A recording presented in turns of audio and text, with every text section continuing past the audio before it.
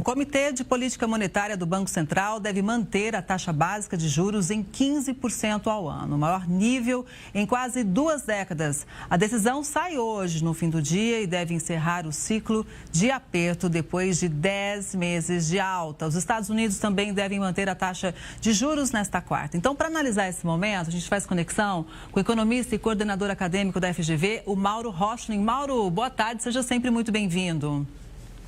Boa tarde, Kelly. Boa tarde, pessoal de casa. Pois é, uma Selic lá nas alturas, né? Mas a gente deve continuar tendo esse cenário. Qual que é a análise que a gente pode fazer? Vamos supor que hoje o Copom decida realmente manter. O que a gente pode esperar pela frente?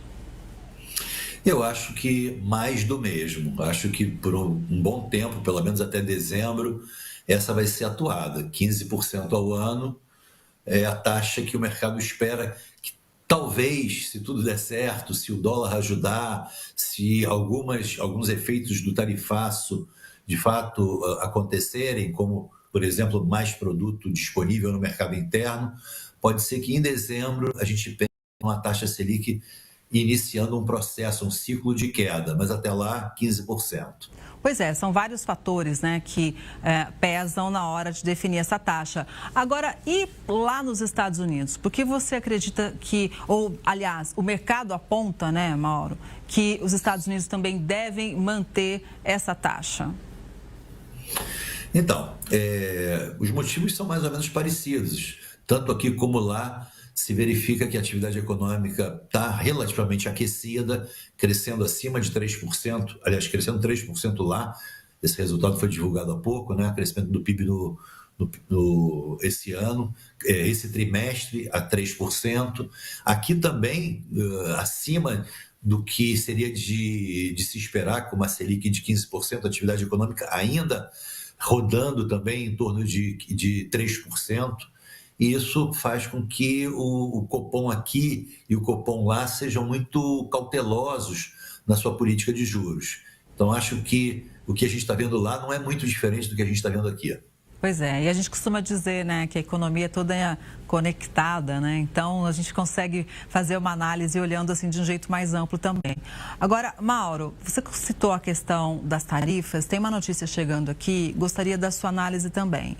Porque o secretário de Comércio dos Estados Unidos disse ontem que alguns produtos não cultivados no país, como o café, a manga e o abacaxi, poderiam entrar no país norte-americano sem tarifa de importação. Vale lembrar que o Brasil é um dos principais, na verdade, é o principal exportador de café para o mercado dos Estados Unidos, né? É um país assim que realmente teve um momento de maior tarifa aplicada. Nós fomos, o anúncio para a gente é de 50% sobre todas as exportações. Então, essa sobretaxa, ela entra em vigor, se nada mudar, já no dia 1º de agosto. Quais fatores realmente estão em jogo? A gente já pincelou aqui no Conexão algo como PIX, terras raras. Na sua análise, Mauro, o que está em jogo, hein?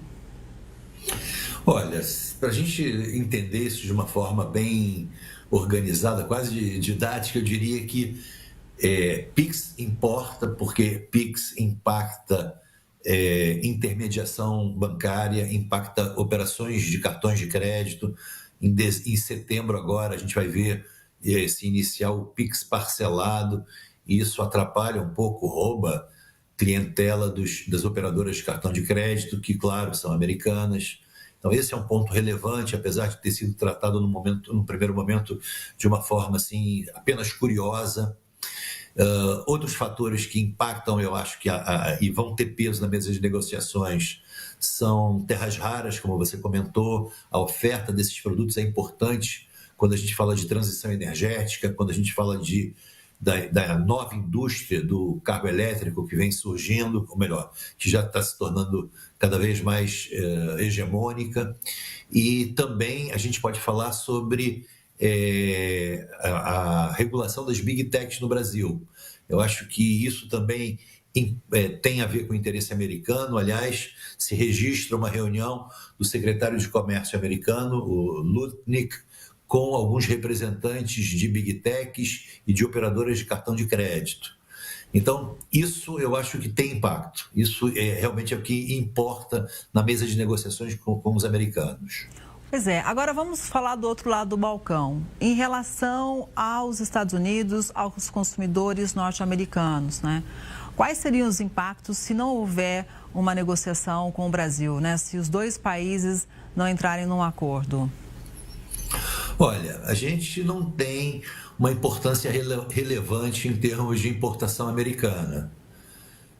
A gente está presente em apenas cerca de 3% de todos os itens que os americanos compram de fora. 3% dos itens. Não estou falando em valor, mas em valor também não é muito diferente. Aliás, talvez seja até menor do que isso. Então, o nosso peso lá é relativamente pequeno. Agora, setorialmente, ele pode ser relevante. Como você falou, o café talvez seja muito relevante. A produção brasileira, nesse setor especificamente, tem peso.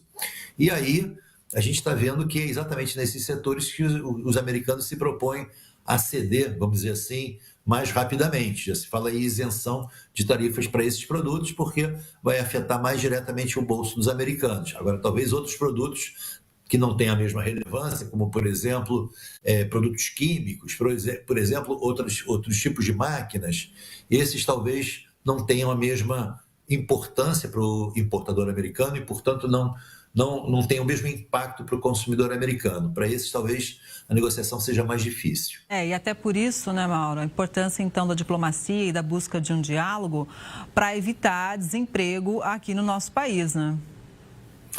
Pois é, mas a gente está na expectativa de que essa tarifa de 50% não seja mantida, porque ela praticamente representa um embargo comercial. Algo impensável se a gente pensar em dois parceiros comerciais que buscam, através do comércio, ganhos recíprocos. Então, não se trata de uma relação de toma lá, não dá cá. Vamos ver o que vai acontecer. Pois é, vamos ver o que vai acontecer. Muito obrigada pela sua análise, viu? A gente torce sempre para que aconteça um acordo, para que essa taxação seja revertida, né? Mas a gente tem que acompanhar. Muito obrigada, Mauro. Até a próxima. Um abraço a todos. Um abraço.